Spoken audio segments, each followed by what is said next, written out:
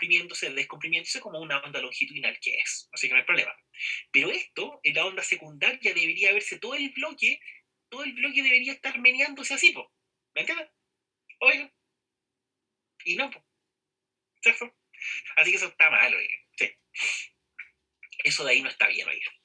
Como entienden que todo el bloque debería, claro, la propagación debería ser en esa dirección y la oscilación debería ser, oigan, perpendicular a esta propagación, pues es una onda transversal, ¿ya?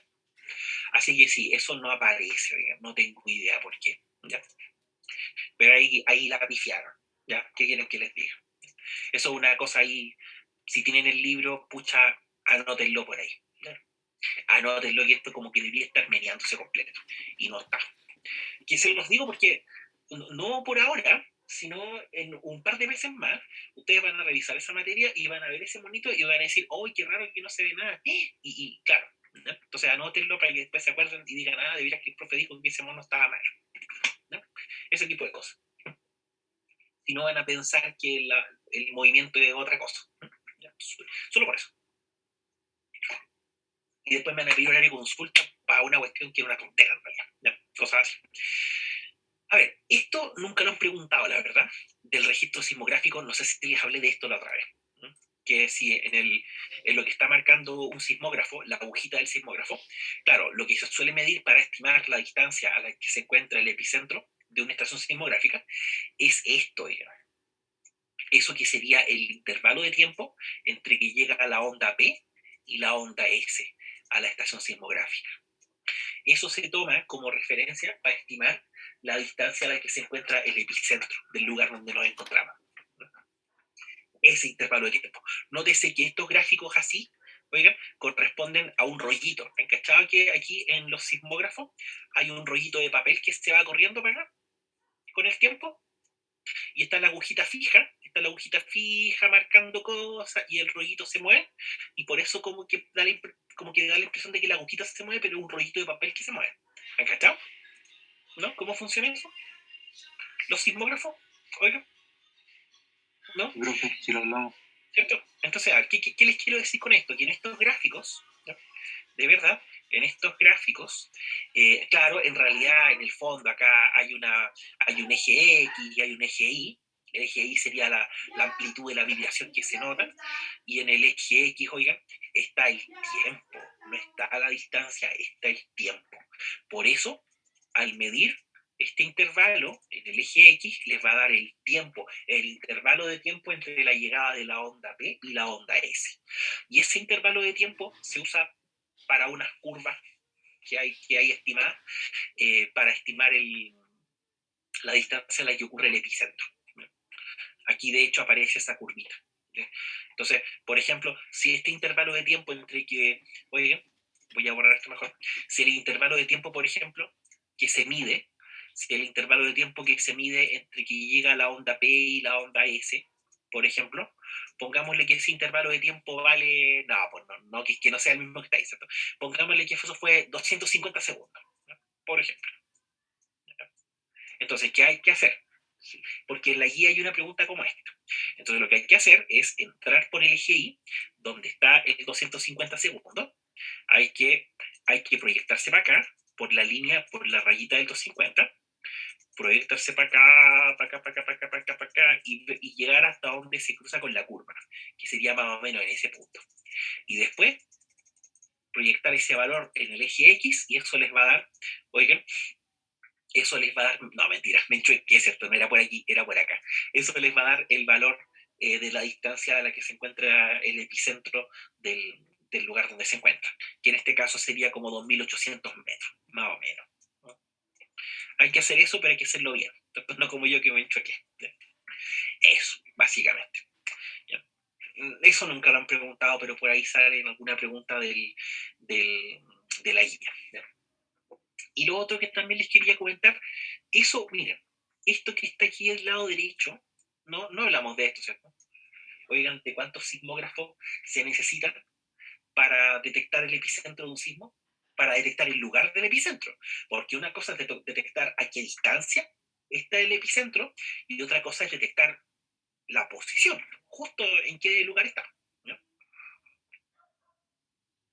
Entonces, en ese caso, oigan, se necesitan 3 sismógrafos, 3 estaciones sismográficas para determinar el lugar donde se encuentra el epicentro de un sismo. Son 3. ¿No? Una vez, hace como harto tiempo, oigan.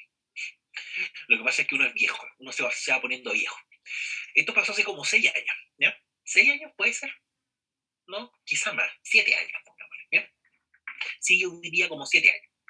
A ver, antes, cuando se podía, cuando habían clases presenciales, antes el DEMRE iba a los colegios y hacía unas pruebas de piloto. Ya ensayaban algunas preguntas, no como para este año, sino como para los próximos años. ¿Ya? Así como pensando en cuando era la PSU, pensando no en la PSU de este año, sino en la PSU del otro año, de 2 años más. ¿Ya? Entonces iban a donde los niños de cuarto y les hacían pruebas, ¿me entienden? Probando preguntas como para el próximo año, 2 años más. ¿Ya? Obviamente no era la misma prueba que le iban a hacer a ellos mismos. ¿Cierto? Entonces, claro, ¿qué fue lo que pasó? Que en una de esas pruebas como piloto que hace el DEMRE, ¿ya? En los colegios, preguntaron eso de los sismógrafos. Decía, ¿cuál es la mínima cantidad de sismógrafos que se requiere para detectar el epicentro de un sismo? Y la alternativa de la A a la E decía 1, 2, 3, 4, 5. Y la respuesta era 3. ¿Ya? Entonces sí, oye, alguna vez, como les digo, preguntaron eso. ¿No? Ya, pues, ¿y de qué se trata? ¿Cierto? Por supuesto. Eso se los voy a comentar aquí. Entonces sí, es lo que va a ocurrir, pero yo voy a colocar acá un cuadrito blanco porque lo vamos a reconstruir. ¿Ya? Entonces pongámosle que, oigan, por ejemplo, en este punto, pongámosle que por ahí está una estación S1. ¿Ya? Una estación sismográfica S1. Pongámosle, por ejemplo, que por aquí, oigan, en este puntito, por acá hay otra estación sismográfica, pongámosle de nombre S2. Y más o menos por aquí hay otra estación sismográfica a la cual le voy a colocar de nombre S3. Entonces, digamos que la estación 1 detecta, oigan, la ocurrencia de un sismo y al medir el epicentro, ¿ya? Con algunas curvas que son, ¿cómo se dice? Empíricas, ¿ya? Hay algunos métodos numéricos para hacerlo, detectan que la ocurrencia del sismo, por ejemplo, fue, eh, pongámosle, a 300 kilómetros de distancia, en algún lugar que ocurrió a 300 kilómetros de distancia. ¿Qué significaría eso, Ian? Eso significaría que hay un conjunto infinito de lugares que se encuentran a 300 kilómetros de la estación S1. Porque se fijan, el sismógrafo detecta el movimiento sísmico, pero no sabe de dónde viene. ¿Sí? No sabe de qué dirección viene. Entonces, en realidad, hay un conjunto de infinitos puntos que están a 300 kilómetros de distancia, que son los posibles lugares donde podría ser el epicentro, ¿cierto? Pongámosle, por ejemplo, acá 300 kilómetros, ¿ya? ¿Ok? Entonces, en realidad, con la pura información que tenemos del sismógrafo S1, en cualquiera de estos puntos podría haber ocurrido el sismo, ¿sí? Pero pongámosle que, por ejemplo, la estación sismográfica S2, ¿ya? Al medir el sismo, todo eso, perdón, al medir el sismo encontró, ¿ya? Eso lo voy a arreglar, ¿ya? Pongámosle que la estación sismográfica S2, hagámoslo que parezca más círculo, ¿cierto? Por ahí más o menos, ya, por ahí. La estación sismográfica S2, pongámosle que detectó que el sismo ocurrió a 1500 kilómetros. Oh, caleta, ¿cierto? A 1500 kilómetros de distancia, ¿ya? Más lejos, obviamente. Entonces se fijan que con los 300 kilómetros que detectó la estación S1 y los 1500 kilómetros que detectó S2, si nosotros cruzamos las dos informaciones, el conjunto de lugares donde podría ser el epicentro del sismo se reduce a 2. ¿Sí? Pasamos de tener infinitos lugares posibles, pero si lo intersectamos, oigan, si cruzamos la información, podría ser ese lugar o en ese lugar. ¿Sí? Oigan, para que los dos estén midiendo bien, ¿cierto? Para que los dos tengan razón. Hay dos lugares, hay dos lugares posibles donde puede ser el epicentro. Ahí o ahí, ¿cierto? Hasta ahí estamos de acuerdo, ¿cierto? Oigan, y claro, ese desempate que hay entre estos dos puntos, ¿quién es el que hace el desempate? La estación S3. Por supuesto. Y claro, aquí yo creo que se entiende que si S3 detecta, por ejemplo, la ocurrencia de un sismo, no sé, ahí, por ejemplo, ¿ya? Lo voy a tirar más para acá para que se cruce ahí. Y no sé, oigan, espérense, voy a hacer que parezca más círculo esto. Oigan, lo voy a tirar más para acá. Y, ay, no tengo espacio. A ver, voy a hacer primero que parezca como un círculo y lo voy a tirar para acá mejor. No, ahí quizá. Ahí, ¿cierto? Más o menos. ¿Cierto? Igual se puede adaptar. Ya, ahí. Entonces, en ese caso, claro, si por ejemplo el sismógrafo S3 detectó que el sismo ocurrió, qué sé yo, a 1800 kilómetros, ¿sí? Por ejemplo, ¿no? Entonces con esas tres informaciones se puede, oigan, determinar que el sismo ocurrió en ese punto. Ese fue el epicentro. Bien. No, no se fue. Y por eso se requieren tres, ¿ya? No dos, tres estaciones sismográficas para determinar el epicentro de un sismo. Eso. Eso es todo. ¿Alguna vez lo preguntaron? Oye, estas son las técnicas como de triangulación, cuando hablan de triangular una señal, ¿no? Y detectar de dónde viene, cosas de ese estilo. Sí, no, oye, no, la media técnica. No, ya, bueno, pero ahí está. Hoy tengo las patitas heladas. Oye. Ya. ¿Se cachó esto? ¿Algún comentario? ¿Alguna cosita? No. Ay. Tengo todo heladito, tengo las patitas heladas, las piernas heladas, tengo mucho frío. Ay, sí, lo siento por eso, pero es que de verdad que tengo frío. No, oiga, alguna cosita con esto. Igual quiero que hagamos un par de preguntas y que en el ratito que nos quede después empecemos con la materia nueva. ¿Ya? La verdad, con ustedes, y la verdad, ya, con ustedes no estoy para nada apurado, con ustedes como un ciento y apurado, pero con ustedes no, ya, estamos bien.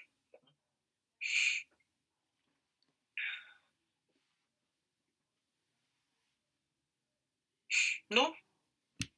Oiga, profe, no sé si viene, pero ¿qué tipo de preguntas se pueden hacer con esto? Por ejemplo, a ver, con esto, de repente hay preguntas como de geometría, ¿sí? A veces, a veces puede ser con la ubicación del epicentro, y que a veces, mira, te, te muestran, a ver, yo he visto preguntas por lo menos de jornadas anteriores, de jornadas del año pasado, cosas así, donde te muestran las tres estaciones, ¿sí? Te dicen ya, hay una estación sismográfica aquí, otra acá, y te dan las descripciones de las distancias, pero esto está dentro de un cuadriculado, ¿sí? ¿Me entiendes? Entonces te preguntan más o menos en qué región es más probable que ocurra el sismo, cosas de ese estilo, ¿sí? Y cosa como que tengas que trazar algo como circunferencia y estimarlo, pues. Estimar más o menos en qué región va a ocurrir, ¿sí? ¿Sí me entiendes? Cosas así puede ser, como te digo. De hecho, el año pasado, en el modelo del año pasado, porque el modelo de este año todavía no sale, pero en el del año pasado había una pregunta de este estilo, pero con el hipocentro. Pero es muy parecida, también como con argumentos geométricos súper simples en realidad, ¿no? Por ejemplo, a ver, permiso, eso les quería mostrar, de hecho, aguanten un cachito.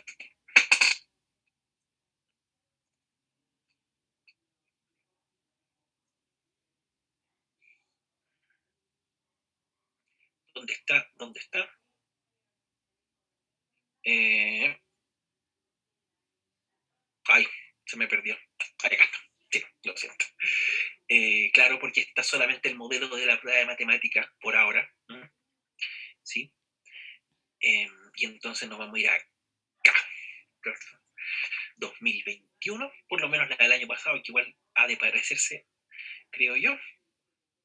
Modelos de la prueba de ciencias físicas. Aguántenme un cachito, esto se va a descargar ya. Y nos vamos aquí y va a aparecer. Bien, ahí está. Sí, pues, su linda y querida prueba. Sí. Entonces, por ejemplo, ya, puedo bajar el tiro. Entonces, por ejemplo, esa, pues. ¿No? Sí. Por ejemplo, esa que está ahí.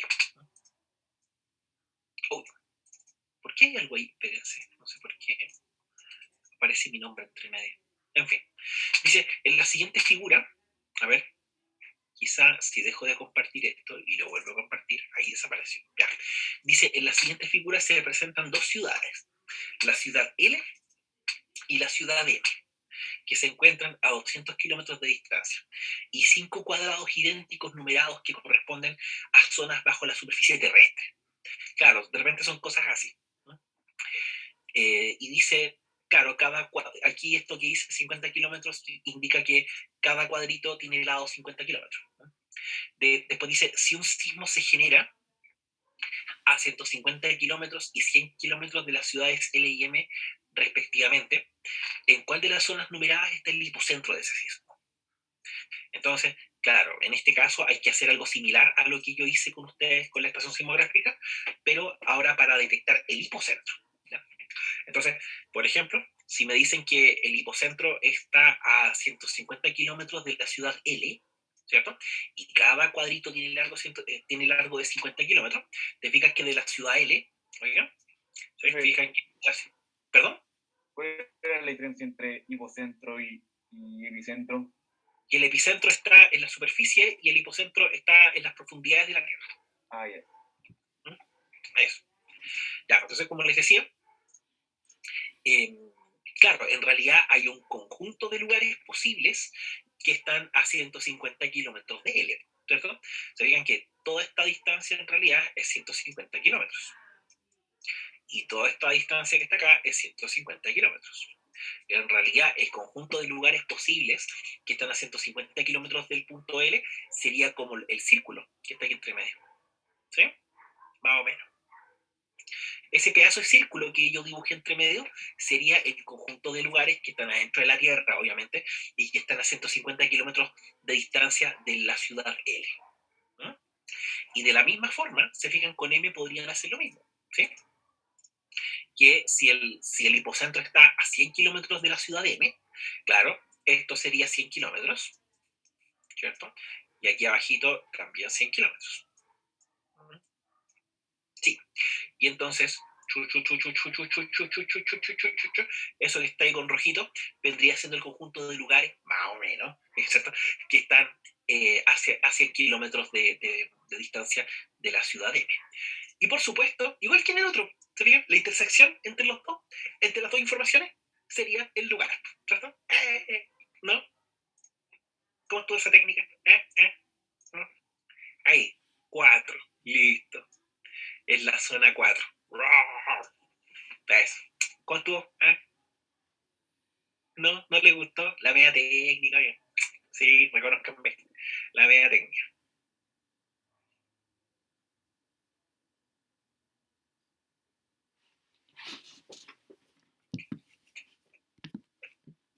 Sí se entendió. Ahora sí entiendo esta materia. ¿Ah? Ahora ¿No? sí se entiende. Nada. Pero si esto es geometría nomás. ¿Saben? Bueno, esto igual es súper simplificado, obviamente, ¿cierto? Asumiendo, ¿se fijan? Aquí estamos asumiendo algo terrible, ¿cierto? ¿Se fijan? Estamos asumiendo que la Tierra es plana en esta parte, ¿no? ¿No es cierto? Nada, pero entendiendo que si las ciudades están cercanas, más o menos, si están, en este caso, las dos ciudades estarían a 200 kilómetros de distancia. Uno diría, bueno, pero, ¿se fijan? 200 kilómetros comparado con el tamaño de la Tierra, 200 kilómetros es como muy poquito, ¿cierto? Uno lo podría considerar como plano. Si son ciudades muy lejanas, no se podría hacer esto. ¿Sí? Es más complicado. ¿Me entienden? Que no se podría porque si son ciudades que están a miles de kilómetros, no puedo considerar esto como si fuera plano. es un poquito más difícil en ese caso. Sí, pero en este caso, ahí se puede. ¿No? Eso.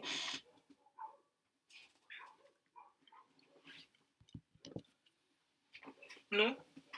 Por ejemplo, cosas así, como de esta materia, ¿no? Puede ser.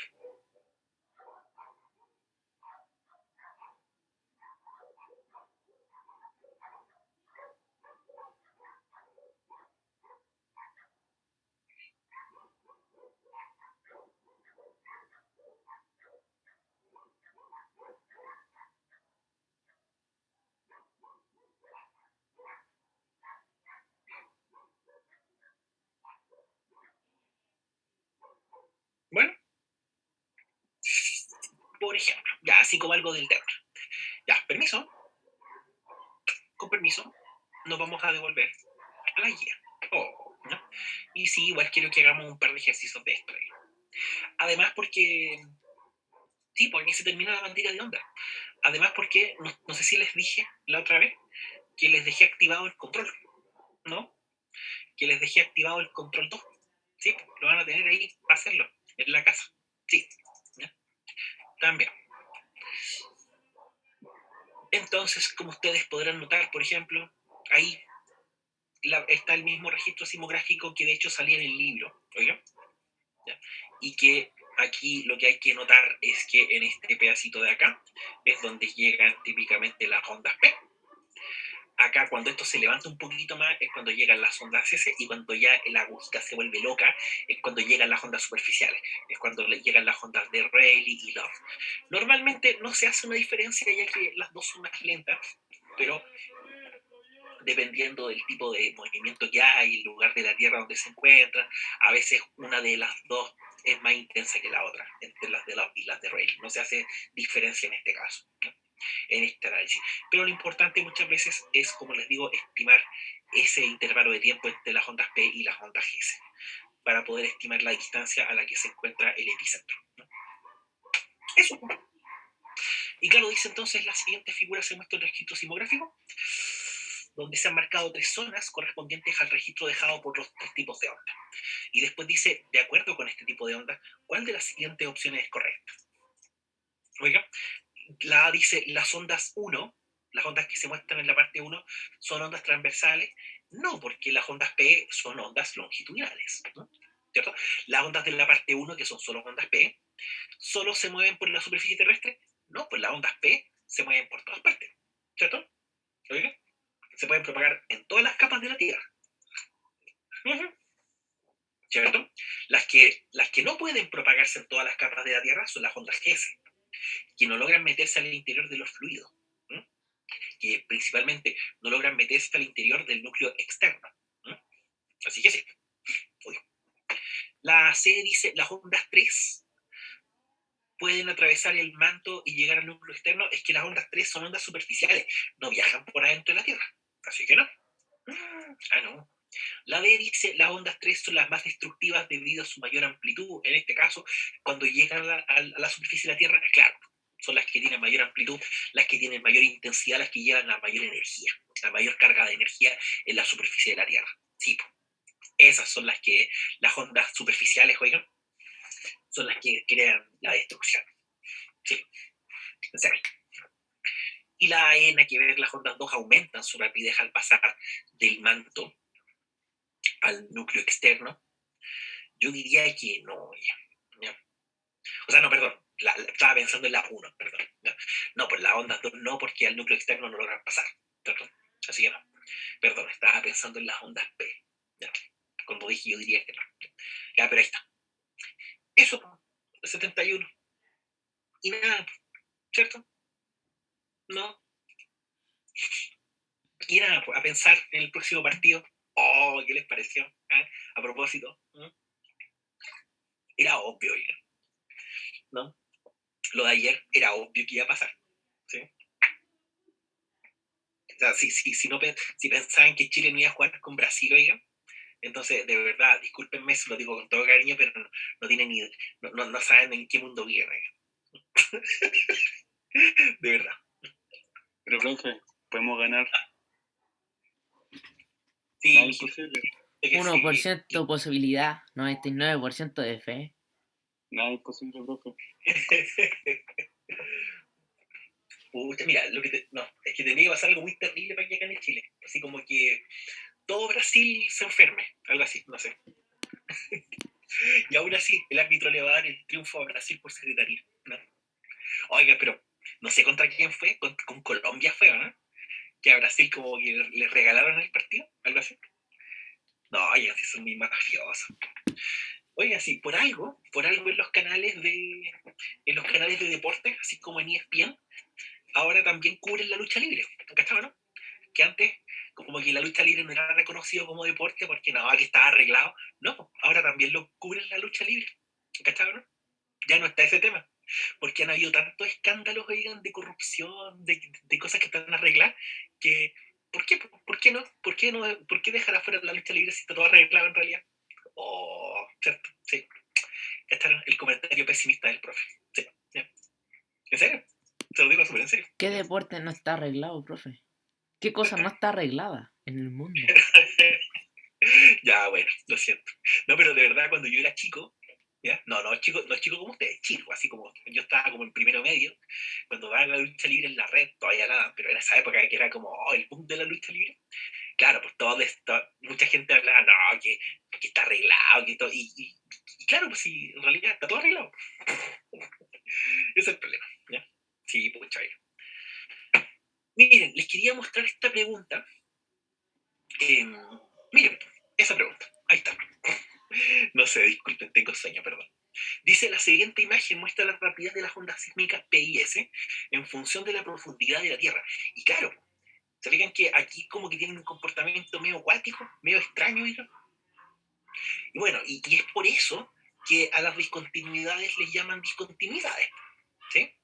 Porque es de verdad que el comportamiento de la rapidez de las ondas tiene una discontinuidad cuando cambian de medio, cuando cambian de capa de la Tierra, ¿sí?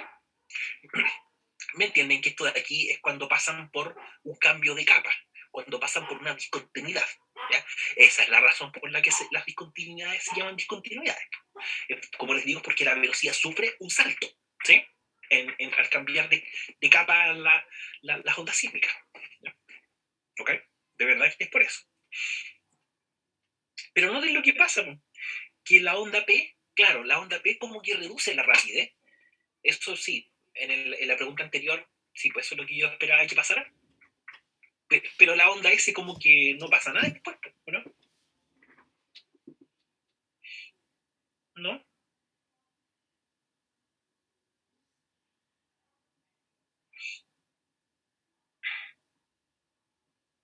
Oigan, ya. A ver, si esto es lo que pasa con la onda P y sobre todo con la onda S, ¿entre qué capas, oigan, entre qué capas las ondas sísmicas se están metiendo? O sea, ¿qué capa hay aquí y qué capa hay aquí? Oigan. O mejor dicho, antes y después, ¿no? ¿Qué tiene que haber aquí? Perdón. Aquí como antes y después, ¿no? Para que eso pase. ¿Qué fenómeno hay ahí, oigan?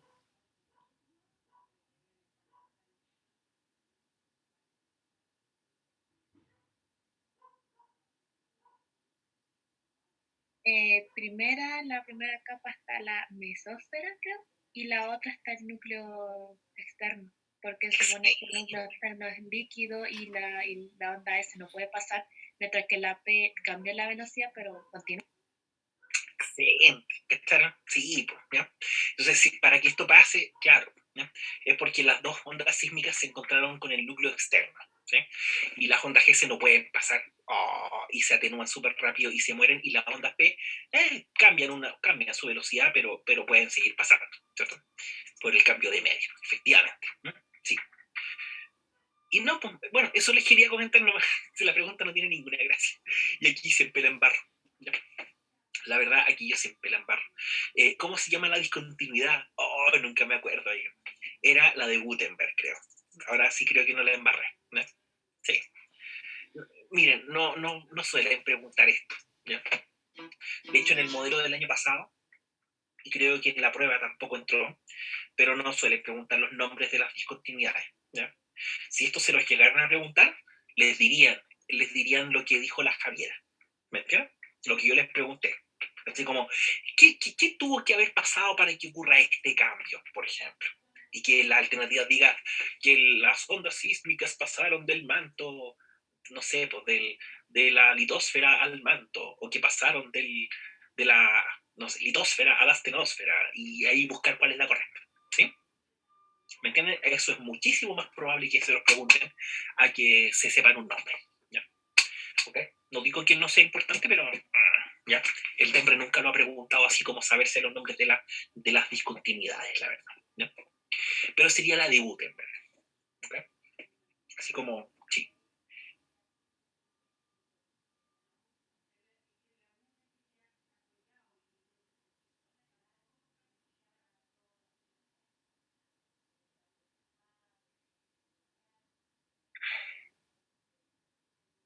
¿Ya?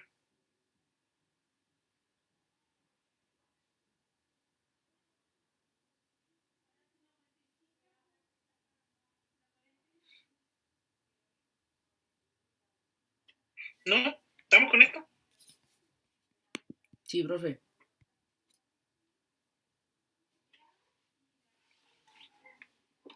¿Ya? Ya. A ver, no sé qué otra cosita. No, no me tinca eso. Uy, ¿no hay más? 75, no, tienen que haber más antes, entonces. ¿Cierto? Por ejemplo, esa, mire. Oh, no, mire. Ya, esto, pucha, sí. A mí me da susto que les pregunten esto. ¿Ya? Así que por eso quiero que lo conversamos. ¿Ya? Dice, para estudiar el interior de la Tierra, científicos del siglo pasado usaron sistemas de detección de ondas sísmicas en varias regiones de la Tierra. Con este sistema verificaron que cada vez que se produce un sismo existen zonas donde las ondas P no llegan. ¿Se acuerdan de eso? Oigan, las zonas, las zonas de sombra, ¿sí? Que está en portugués pero ahora está en castellano. ¿Cierto?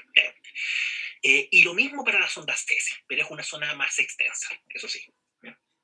A estas zonas se le llamaron zonas de sombra y se ven representadas por la siguiente imagen. Ahí está.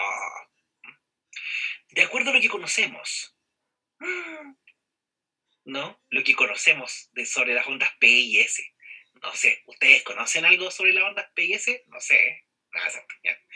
Podríamos concluir que, ¿ya? La alternativa A dice, las ondas P son tridimensionales, por eso llegan a más puntos del planeta versus las ondas S que son bidimensionales.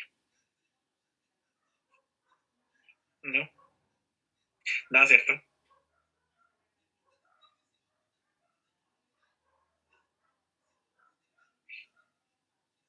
Oiga,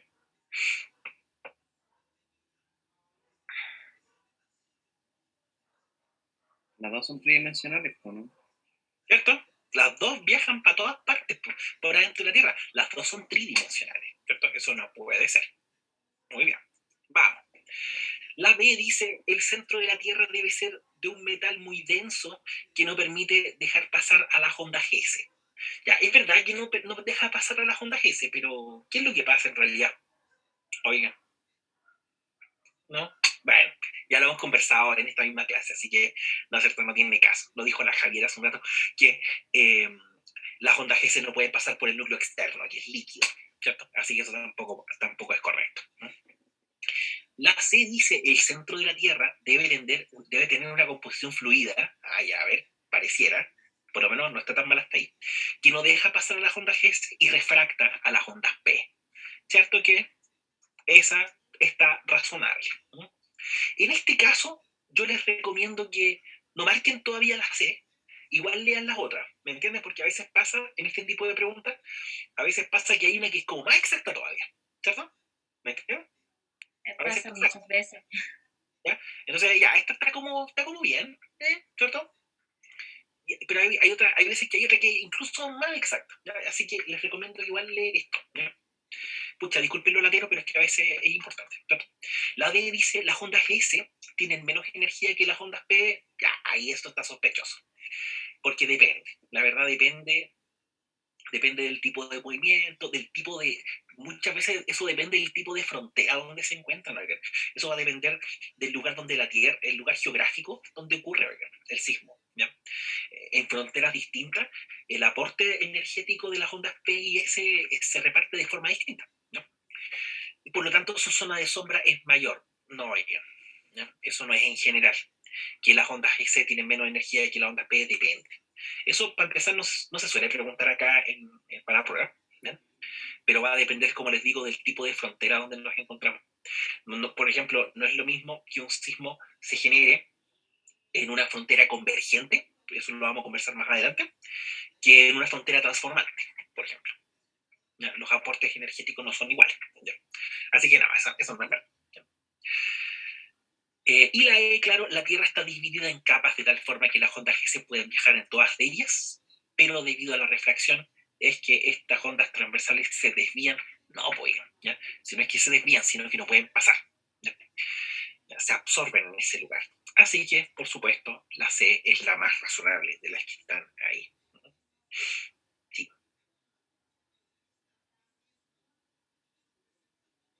¿No?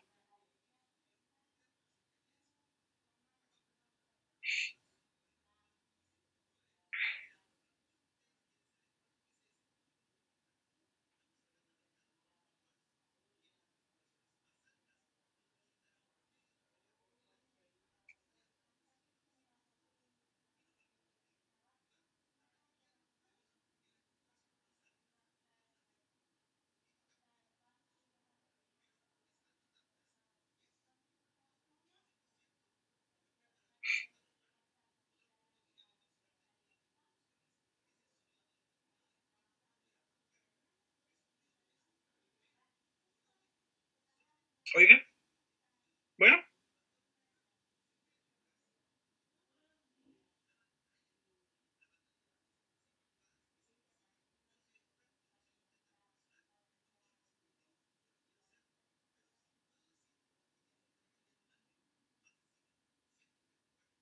estamos con esto. Sí, profe, yo lo entendí muy bien. Ay, ay.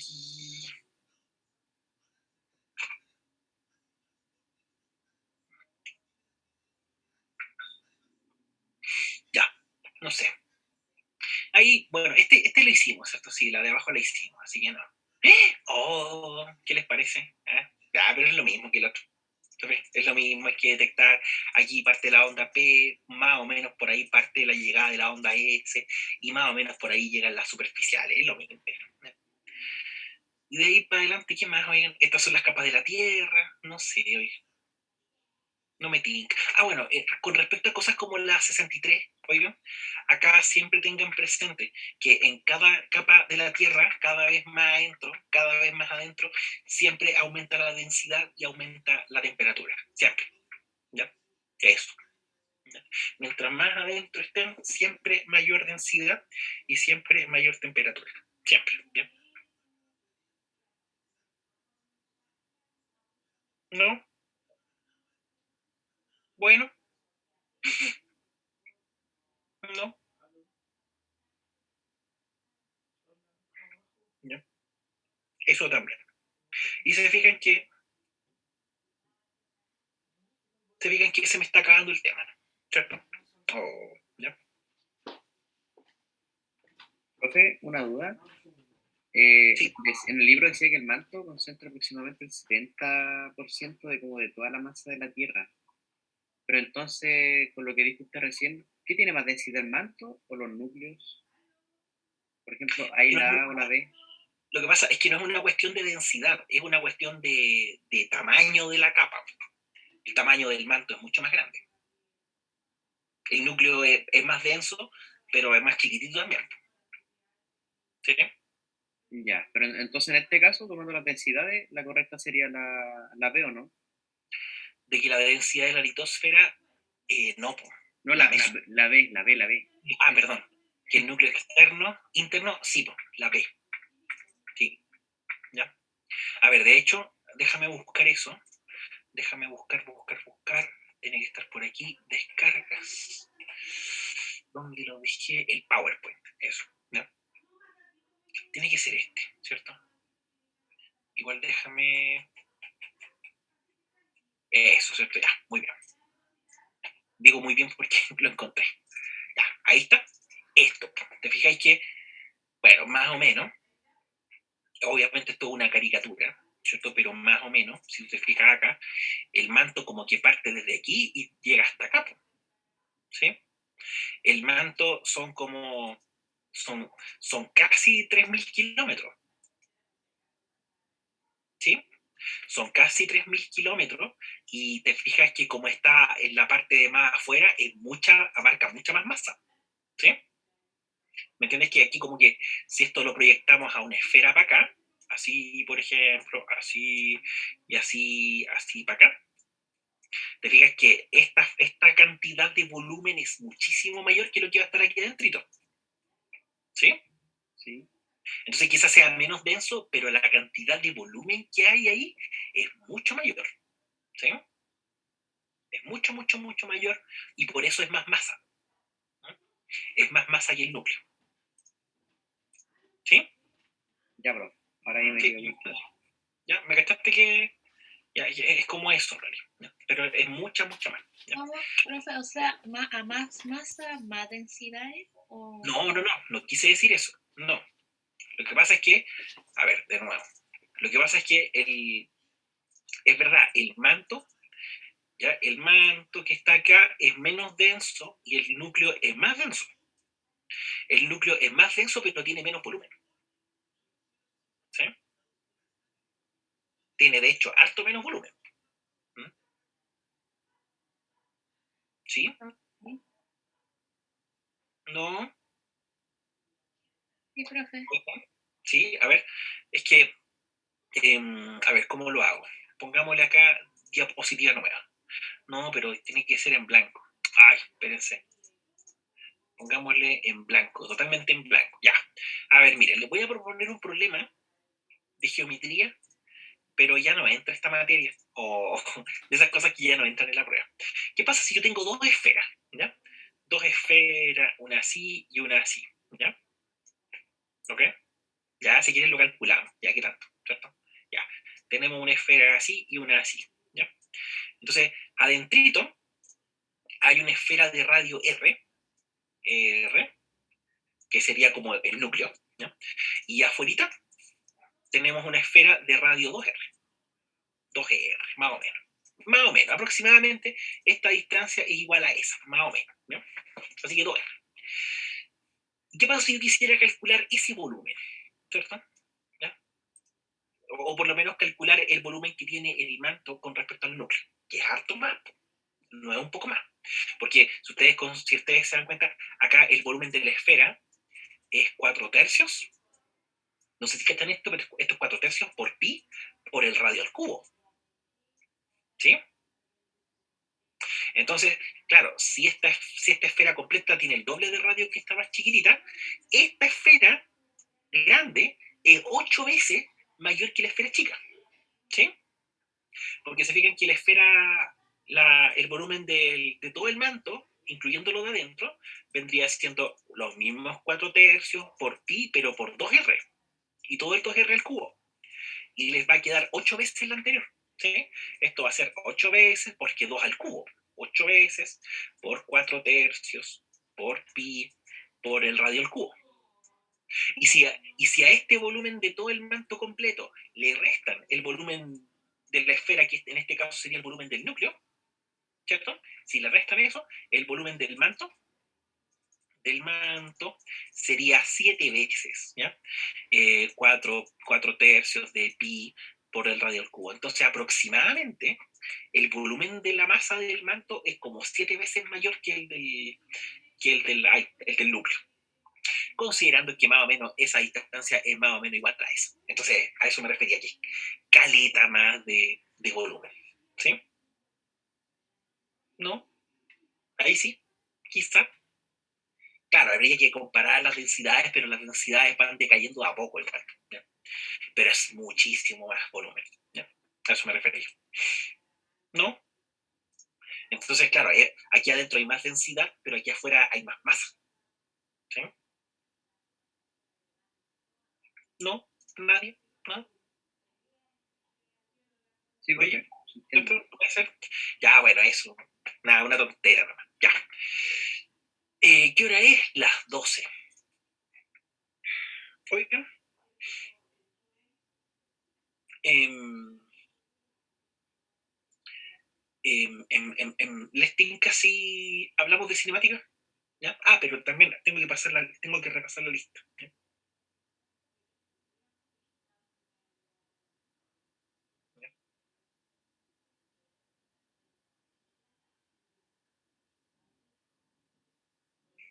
Ya, a ver. Sí, la lista. Vamos a la lista. Sí, vamos a ver eso. Bueno, ¿qué otras cosas más les tengo que decir? La jornada, ¿cierto? Oigan, que jueves y viernes la jornada, cuarta jornada, también. ¿No? No lo olviden, porfa. ¿No?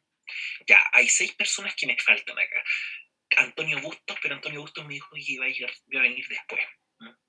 Lucas González, ¿puede ser? Lucas, ¿no?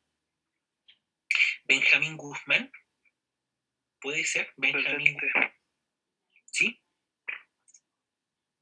Diego Maldonado, también, Aquí, profe. ¿cierto? Ah, sí, sí, sí, sí, sí. Marco Peña, está Marco Peña. Marco Peña, Peña Marco, ¿no es cierto? Esteban Romero por ahí está. Ajá. Milenko Silva también está. Camila Valenzuela también está. Ok. Listo.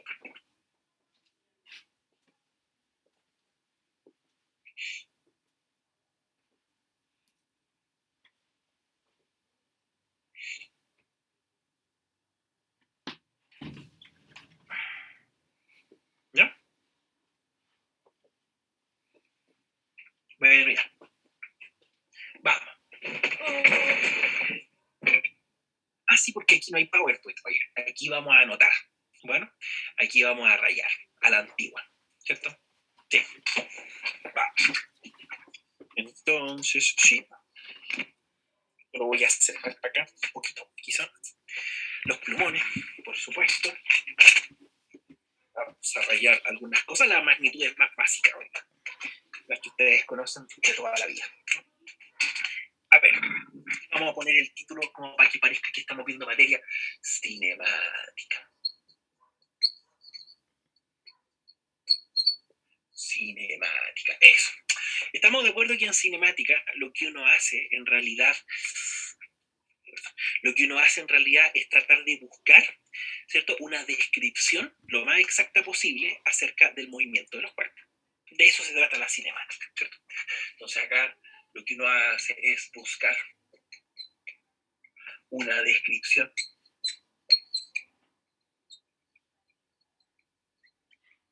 ¿ya?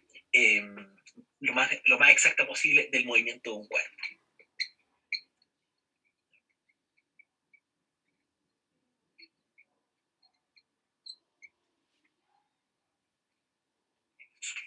¿Okay? Y claro, ¿en qué nos vamos a apoyar para buscar esta descripción? Nos vamos a apoyar en algunas magnitudes, ¿cierto? Para buscar esta descripción vamos a apoyarnos en distintas magnitudes que nos van a ayudar en nuestro camino. Sí. Y en realidad vamos a ir hablando de estas distintas magnitudes que empiezan a salir en esta parte.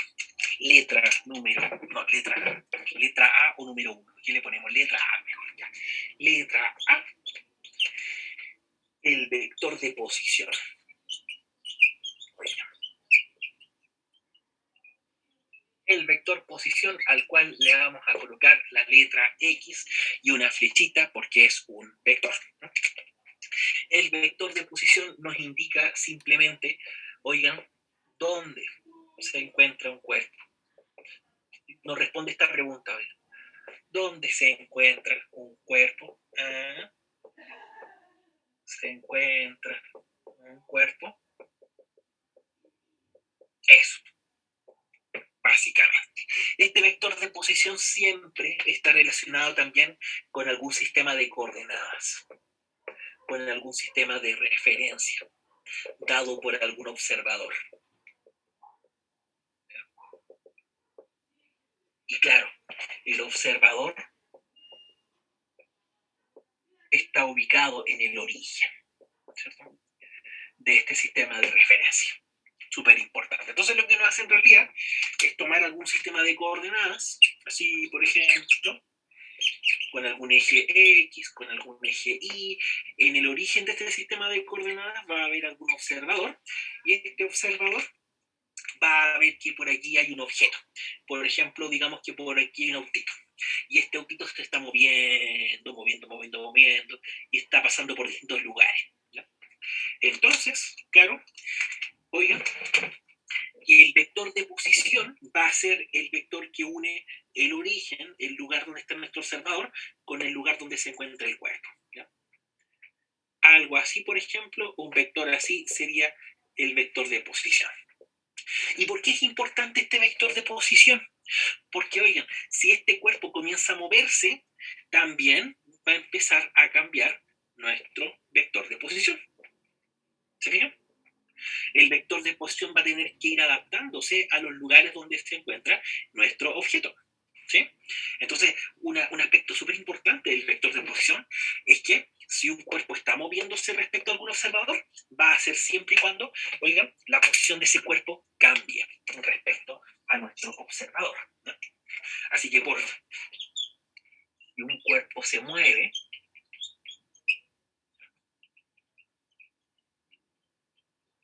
entonces la posición de ese cuerpo cambia con el tiempo, con el pasar del tiempo.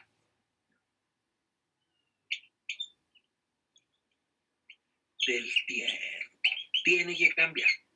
Ya sea que este vector cambie en su sentido, en su magnitud, o en las dos cosas. Pero si este cuerpo está moviéndose, la posición de alguna manera va a cambiar necesariamente. Eso es súper importante, como primer lugar. Y en segundo lugar, súper obvio, pero hay que decirlo, si un cuerpo está quieto, lo voy a anotar aquí más abajito, ¿ya? Si un cuerpo está quieto,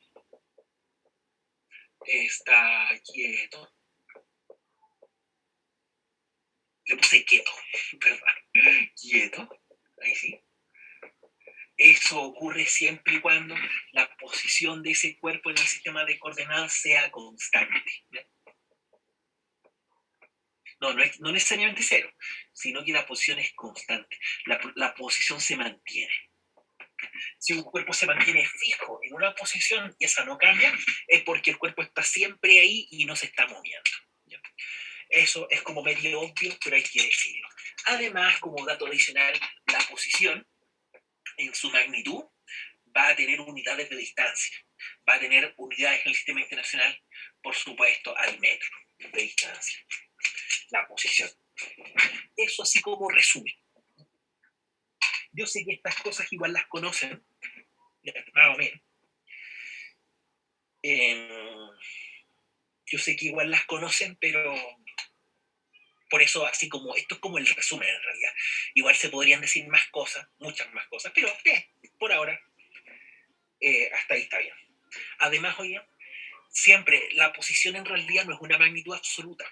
La posición siempre va a depender de algún sistema de coordenadas donde ahí hay algún observador viendo cómo el cuerpo se mueve, ¿ya? Siempre, la posición de un cuerpo siempre es relativa a algún observador. Eso va a ser importante más adelante, la verdad, cuando veamos movimiento relativo. Ahí eso va a ser importante como en 2 clases más, la verdad. Pero sí, definitivamente va a ser importante. Ya, lo voy a dejar ahí un par de minutitos por si están anotando, qué sé yo. Sí.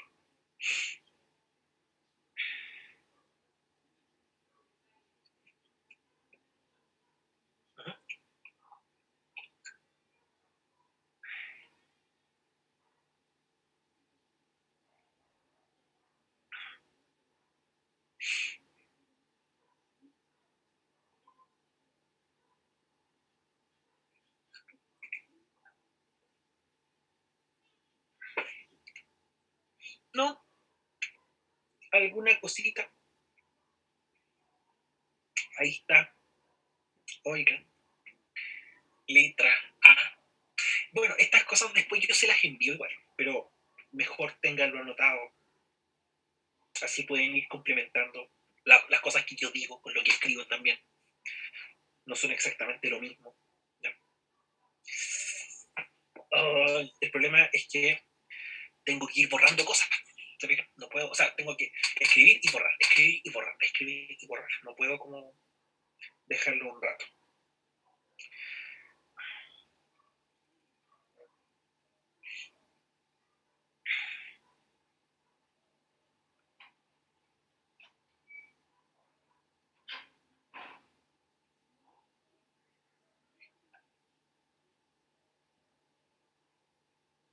¿No?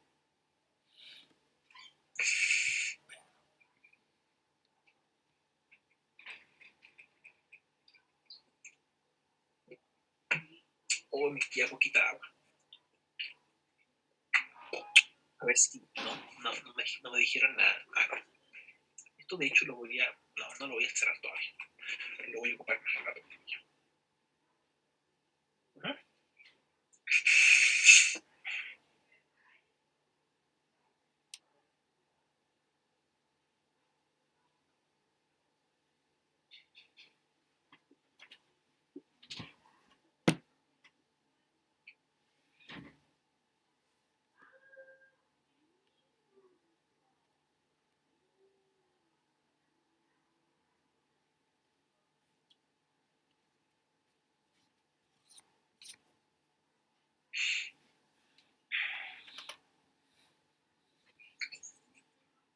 Ay, de verdad estoy entumido, oigan.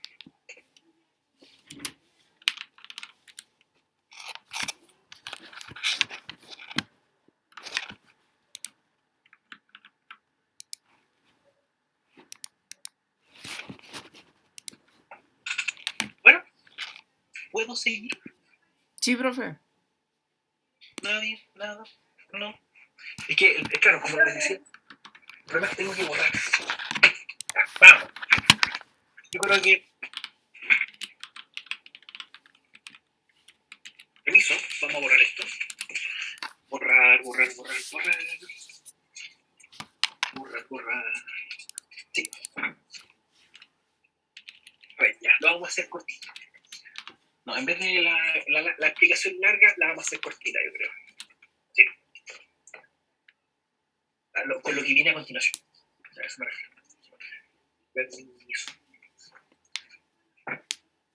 O sea, cortito, en realidad van a ir a estas cosas. Lo que pasa es que voy a escribir varias cosas, pero todo junto. ¿Ya? En vez de escribir una magnitud y la que viene, la voy a tratar de escribir las dos en el mismo espacio. A ver. De hecho, voy a bajar. Ahí, y déjenme más o menos tener ese por ahí, ¿cierto? La mitad de la pizarra, no, ¿cierto? Como que partí bien, pero tenéis por ahí más o menos. Ahí yo dije. Más o menos, ya. Entonces, letra B, oigan, el vector de desplazamiento. Sí.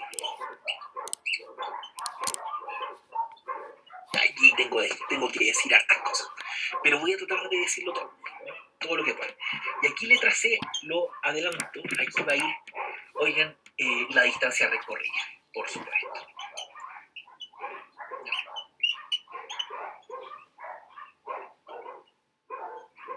A ver, yo personalmente, al desplazamiento, sí, aquí viene una parte más o menos controversial.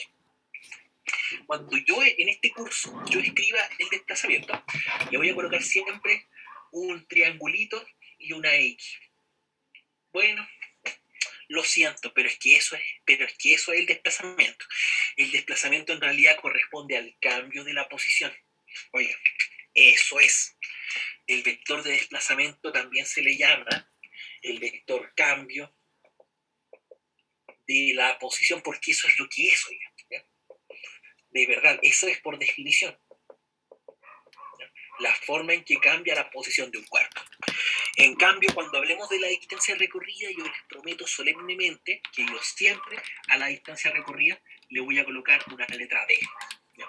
En esta pizarra, o bueno, en el preu también, ¿cierto? Cuando estemos en clase y hagamos preguntas de esto, D siempre va a ser distancia recorrida. Siempre. ¿Ya? Me cachan que a veces en las guías, en los libros, aparece D y no se cacha que si D es de distancia o D de desplazamiento. A mí personalmente eso me carga. La verdad, escríbanlo como ustedes quieran, pero yo por lo menos voy a tratar de evitar esa confusión. ¿Ok? Es simplemente para evitar esa confusión de que si D es distancia o D es desplazamiento. Aquí lo que voy a hacer siempre es que D sea distancia, ¿no? Y que el desplazamiento sea delta X. ¿Ok? Para que se cache cuál es cuál siempre. No les niego que muchas veces estas no coinciden, ¿ya? Coinciden en magnitud, ¿ya? Pero por supuesto que son cosas distintas. Oye, el desplazamiento realizado por un cuerpo en un cierto intervalo de tiempo, por supuesto, eso siempre corresponde a la resta entre la posición final que tiene ese cuerpo menos la posición inicial. Siempre es eso. No es otra cosa que no sea eso. Es en realidad, en estricto rigor, es la resta vectorial entre la posición final y la posición inicial que tiene un cuerpo al estar moviéndose. A ver, pero ¿qué significa eso en la práctica? Si ustedes hacen para todos los movimientos de todos los cuerpos, ustedes hacen esa resta vectorial, lo que van a obtener de resultado es lo siguiente. ¿Ya? El desplazamiento en realidad corresponde al vector que une, ¿sí?, el punto de partida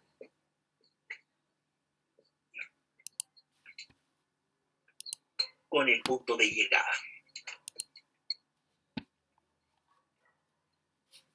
De llegada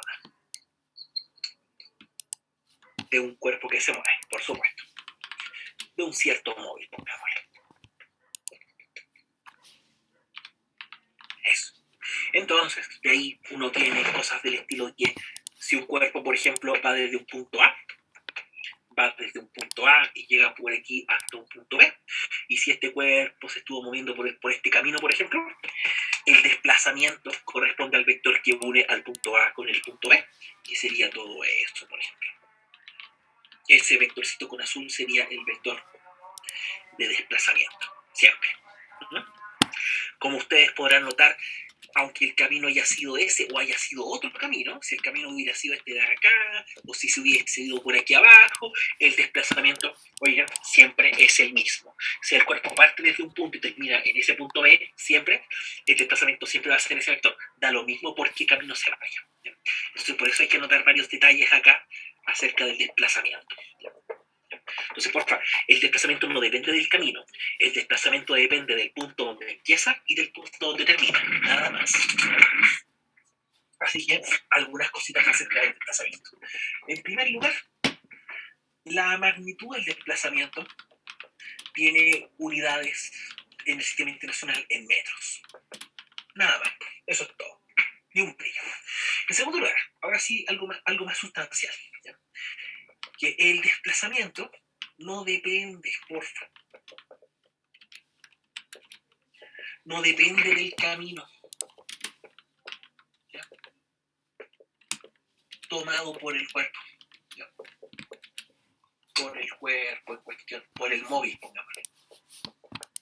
No depende del camino, porfa, ¿ya? Número 3, oye, o bueno, con puntito en este caso. Si el desplazamiento, ¿ya?, hecho por un cuerpo llegase a ser de magnitud 0, eso puede pasar, de magnitud 0, eso puede ser en dos casos. Hay dos casos en los cuales puede pasar esto. Si el desplazamiento hecho por un cuerpo es nulo, puede ser, por ejemplo, que el cuerpo estuvo todo el rato quieto. ¿Ya? Que el cuerpo estuvo todo el rato quieto. O también puede haber sido que en vez de estar el cuerpo quieto, puede ser que un cuerpo partió y terminó el movimiento en el mismo lugar. Se fijan que si un cuerpo parte su movimiento y lo termina en el mismo punto, la posición inicial y la posición final son la misma. Al hacer la resta les va a dar 0, ¿cierto?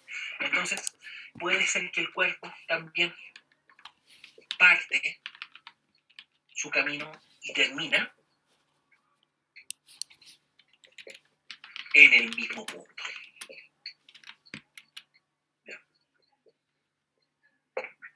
hay algunas cosas acerca del desplazamiento.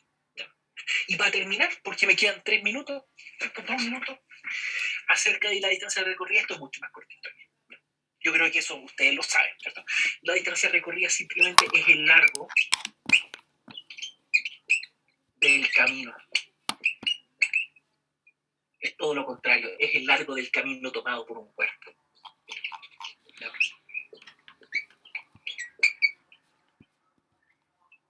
No está dicho acá, pero se fijan, si el desplazamiento está escrito con flechita es porque es un vector. Si la distancia recorrida está sin flechita, va a ser porque es un escalar, ¿ya? En este caso.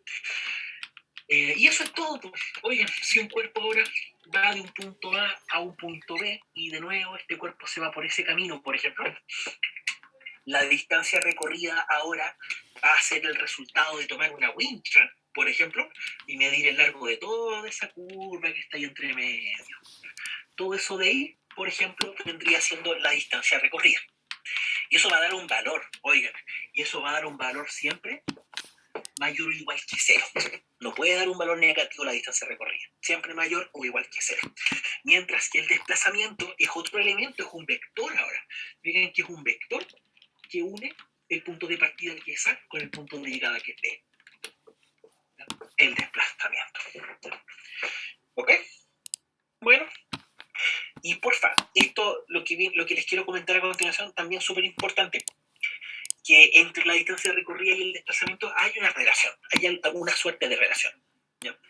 Y es que para todo movimiento, ¿ya? Para todo movimiento, en todos los casos que vamos a ver de cinemática, oigan, en serio, para todo movimiento, aquí ustedes siempre pueden decir que la distancia recorrida es siempre de mayor o igual magnitud que el módulo que tenga el desplazamiento. Eso siempre pasa, ¿ok? Siempre. ¿Ya? Súper importante. ¿No? Ya, ¿qué significa eso que está ahí? Eso significa que la curva que está acá no puede ser más corta que la flecha. No puede. ¿Ya? ¿Me entiendes? A lo más los dos pueden ser iguales, pero no puede ser que la curva sea más corta que esa flecha que une los dos puntos, el punto de partida con el punto de llegada. ¿Y para terminar? ¿Con eso termino? ¿De verdad?